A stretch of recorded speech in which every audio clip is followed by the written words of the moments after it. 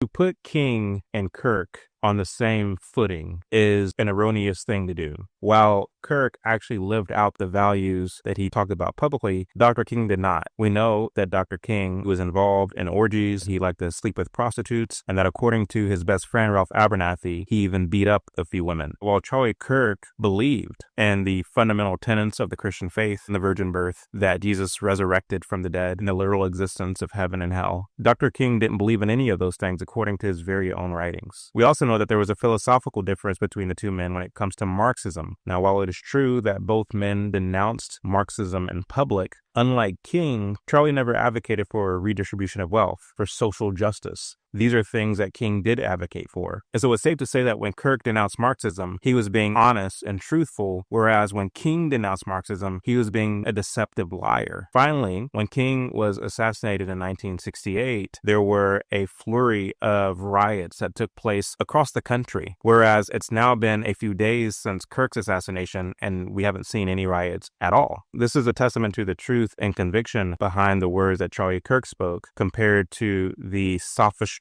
behind the words that Martin Luther King spoke. I would add that although Charlie Kirk and Dr. King were both heavily involved in the political realm, their approach to politics was also strikingly different. Charlie Kirk advocated for people to get right with Christ, for men to step up and be men, for women to be virtuous women of honor. He believed that the government has run amok and we must begin to roll back a lot of that overgrowth in order that we might get back to the true edicts of the Constitution. Whereas King believed that we should expand the role of government, that the government should have a foothold when it comes to things like housing, jobs, and wealth redistribution. The so-called ministers who have taken up the baton after King's passing are apostates, race hustlers, and opportunists. They thrive on race division and conflict. They anger their own people and keep them bitter and poor while they enrich themselves. Meanwhile, I see videos of young men in the aftermath of Charlie Kirk's death saying, I've never been to church before, but I feel inclined now to go to church because that's the kind of thing that Charlie Kirk talked about. I feel inclined to be a better husband, to be a better man, to be a better friend, because that's the kind of person that Charlie Kirk was. This is a testament to fruit. Charlie Kirk was a producer of good fruit, while Dr. King was a producer of bad fruit. None of this is to make light of Dr. King's death. Anytime somebody takes a bullet to the head or neck, it's a tragedy. And my hope for King was that he repented. But we know that the night before he was assassinated, he slept with two women and beat up another woman. And so it's hard to say, while Charlie Kirk took a bullet to the neck while educating college students on what is real versus what is false.